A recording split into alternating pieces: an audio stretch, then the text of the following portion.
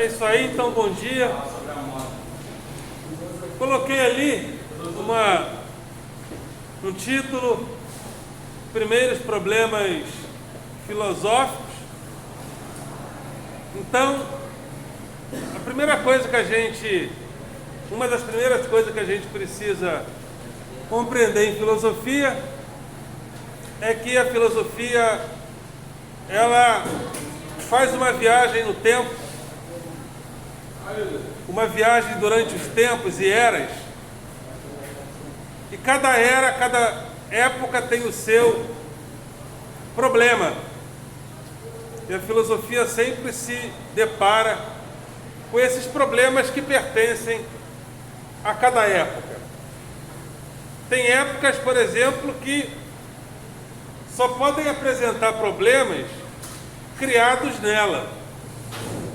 Por exemplo, gravidez na adolescência. Alguém aqui ficou grávida na adolescência? Ficou? Você? Começou cedo? Aos 10 anos? Então, a gravidez na adolescência é um problema da sociedade atual. Por quê? Porque antigamente não tinha o conceito de adolescência. Menstruou, era adulta. Não existia esse período de transição entre a vida adulta, entre a vida infantil e a vida adulta. Mas a sociedade moderna criou a adolescência, que é um período de transição entre a infância e a vida adulta. E isso gerou esse problema, que é a gravidez na adolescência. Por que nós consideramos um problema? Porque dos 5 aos 18 anos, costumamos entender que o indivíduo ainda não está preparado para assumir uma criança, né? Ou seja, geralmente, quando a criança chega dos 5 aos 18 anos, exagerando logicamente, geralmente quem cuida mais são os pais, os avós, né? Agora, por que existe esse problema chamado gravidez na adolescência? Porque nós criamos a adolescência. A sociedade foi se tornando complexa, então para o sujeito não chegar na sociedade, de repente, nós criamos um período de transição chamado adolescência. Então, gravidez na adolescência é um problema moderno, que a filosofia pode discutir dentro dos seus valores. Problema ecológico é um problema da atualidade. Antigamente não existia o problema ecológico, porque não havia indústrias jogando dejetos nos rios como nós jogamos. Então o problema ecológico é um problema moderno. Problemas de gênero é um problema moderno. Hoje, o que é um problema de gênero? Nós perguntamos o que é ser homem, o que é ser mulher. O que é ser homem, você sabe? O que é ser mulher, você sabe? Duvido que alguém me responda. Acho que dificilmente alguém responde. O que é ser homem? É isso. O que é ser mulher? É aquilo. Por quê? Porque hoje os papéis são variados, né? O homem pode lavar prato. Vocês lavam prato? Vocês lavam roupa? Vocês lavam cueca? Ou deixa para a mamãe e para a irmãzinha lavar? Então a gente hoje tem papéis que a gente, né, em casa o marido faz tricô e crochê, acho que já é demais, né? Mas a gente hoje, a mulher trabalha fora. Então, como as mulheres fazem aquilo que os homens fazem e vice-versa, fica muito difícil dizer quem é quem pelos papéis. Então, o que é ser homem? O que é ser mulher? É uma pergunta da modernidade que não era feita no passado. Porque no passado o homem fazia A mulher fazia B. O homem fazia isso, a mulher fazia aquilo. O homem trabalhava fora, o homem caçava, o homem ia para a guerra. E a mulher ficava em casa, cuidando dos negócios domésticos. Então era fácil dizer, se homem é isso, se mulher é aquilo. Então, apesar da sociedade ainda ser machista, nós ainda temos essa... Hoje nós temos mais dificuldade para dizer quem é quem. Eu sou homem porque eu faço pipi em pé. Não responde, né? Eu sou mulher porque eu faço pipi sentado. Não responde. Então, problema de gênero. Discute os papéis de homens e mulheres na sociedade. Então, coloquem esse título aí no caderninho de vocês. Primeiros problemas filosóficos. Aí nós, falando dos problemas atuais, a gente pode fazer uma viagem no passado e de passado para cá, para a gente ver como os problemas filosóficos mudaram durante as eras, né? Então, escreve esse subtítulo, que eu vou dar uma explicaçãozinha sobre essa odisseia dos problemas filosóficos no tempo.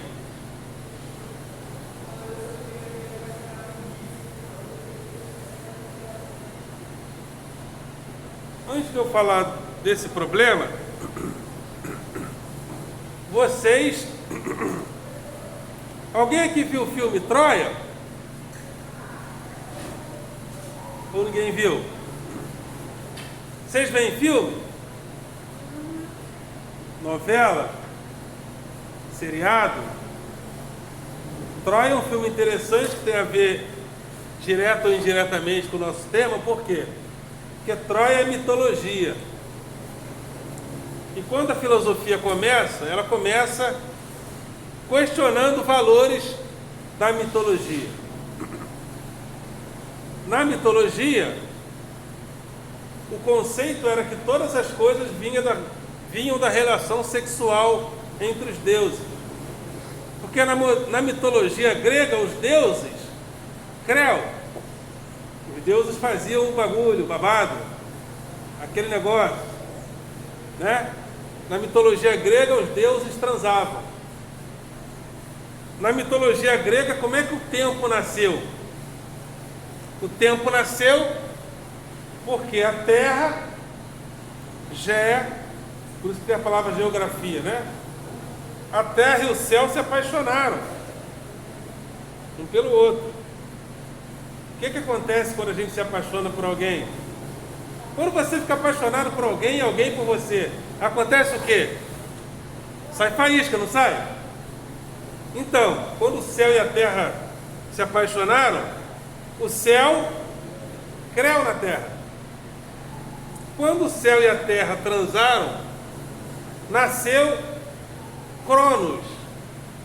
Por isso a palavra cronologia. Cronos é o deus do tempo. Então o tempo nasceu porque o céu e a terra se apaixonaram um pelo outro. Aí, dessa relação sexual entre os deuses, entre o céu e a terra, começou a haver os acontecimentos da terra que acontecem no tempo. Essa era uma resposta da mitologia. Depois a filosofia teria que explicar racionalmente como as coisas vêm. Mas antigamente, a princípio, era mitologia. Vou dar outro exemplo de mitologia para vocês. Aqui alguns devem ter lido a Bíblia, né? Na Bíblia, no princípio, criou Deus, os céus e a terra. Isso é uma narrativa mitológica. A gente fala que a terra vem, que as coisas vêm, porque Deus criou. Na mitologia bíblica, a narrativa é essa. Na mitologia grega, os deuses tinham relações sexuais entre si. Aí, o céu e a terra transaram, nasceu Cronos, o deus do tempo. Aí Cronos teve filhos com a deusa Reia, né? Cronos teve filhos com a deusa Reia, e os filhos de Cronos nasceram. Dentre esses filhos, Zeus ou Júpiter. Aí Cronos,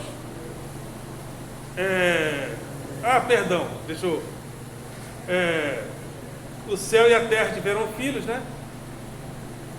E o Todo-Poderoso era Cronos, era Urano, que teve filho com a deusa Reia, com a terra, e nasceu Cronos.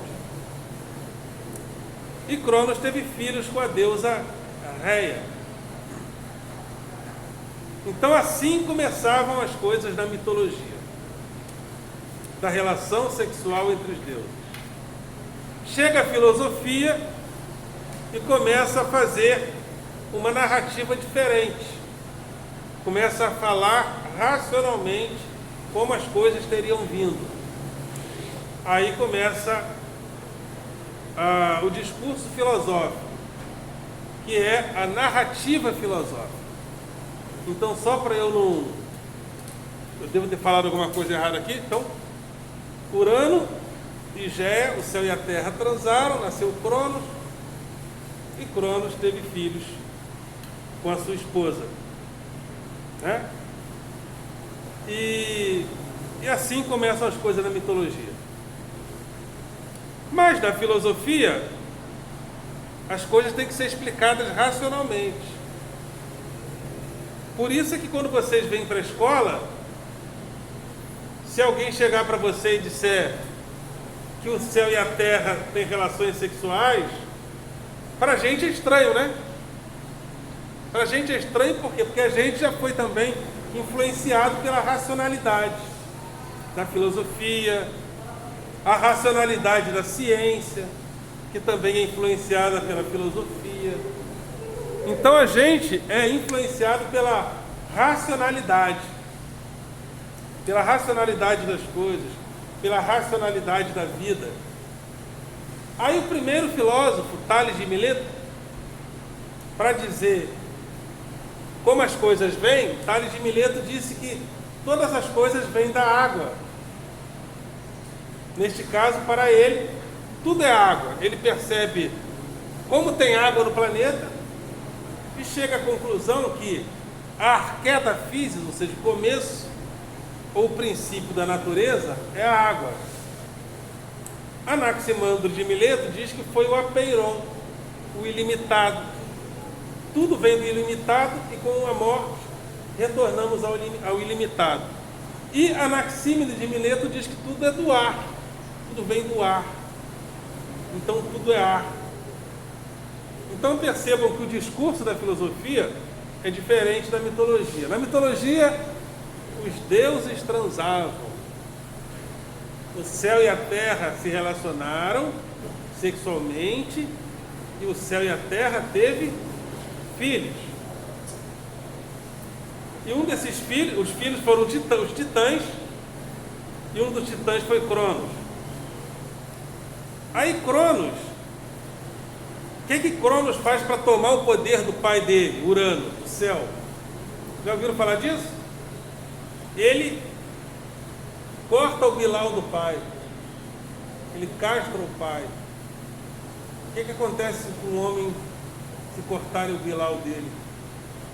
Ele perde o seu poder, não é verdade? Então, na mitologia, o órgão genital masculino simboliza o poder. Eu tenho a força. Não sei se vocês já viram também aquela figurinha, um bonequinho do Exu, né? Também o Exu, o símbolo do Exu era um órgão genital ereto, simboliza poder. Sempre na mitologia, o órgão genital masculino simboliza o poder. Aí Cronos, para tomar o poder do pai, ele castrou o pai, tirou o bilau do pai. e ficou sendo o Todo-Poderoso. Só que ele tem filhos com a deusa Réia, e ele fica com medo dos filhos dele fazerem a mesma coisa que ele. O que ele faz? Ele come os filhos, guarda os filhos na barriga, no estômago. Aí, só que ele não consegue comer todos os filhos, porque Zeus foge, Zeus escapa. Aí Zeus faz uma bebida alérgica junto com a mãe, dá para ele, aí ele vomita os filhos. Aí os filhos que ele vomita fazem guerra contra ele, vence e toma o seu poder, toma o poder que ele tinha com seus irmãos. Aí os Zeus e seus irmãos passam a ser os deuses todo-poderosos, né? Do planeta. Ou seja, do planeta não existia esse conceito de planeta, né? Se tornam os deuses da natureza. Aí, assim, a filosofia narrava as coisas. Na mitologia, na filosofia não. Você tem que narrar, você tem que dizer racionalmente, a princípio principalmente, como as coisas são, o que as coisas são. Já não tem relação sexual entre os deuses já estão separados em uma ordem de conhecimento diferente, que agora nós estamos no discurso filosófico. Então, no século VII a.C., começa esse pensamento filosófico a dizer o que as coisas são, como as coisas são, racionalmente. Aí Tales de Mileto diz: o que são as coisas? As coisas são a água. Tudo é água. Então agora já não tem relação sexual entre os deuses. E ele é o primeiro a dizer que tudo é um.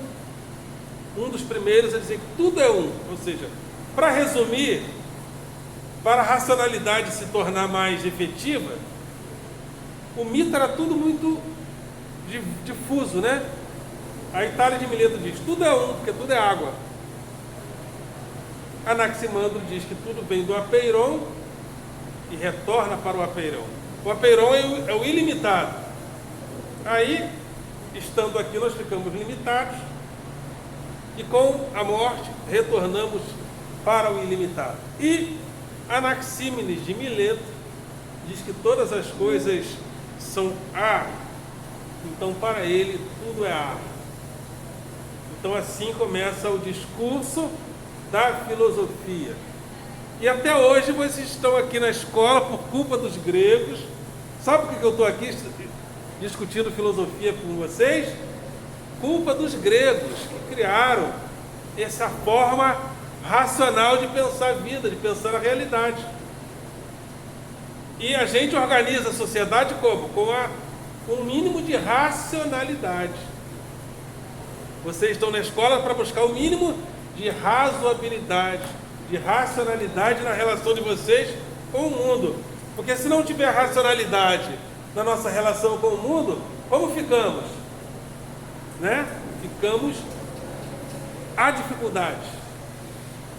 Então, existe a razão tradicional e essa racionalidade instrumental que a gente precisa caminhar no nosso dia a dia com o mínimo de coerência. Às vezes essa coerência nem é tão coerente assim, ou na maioria esmagadora das vezes, mas nos mantém em funcionamento, pelo menos de forma maquínica, pelo menos de forma instrumental.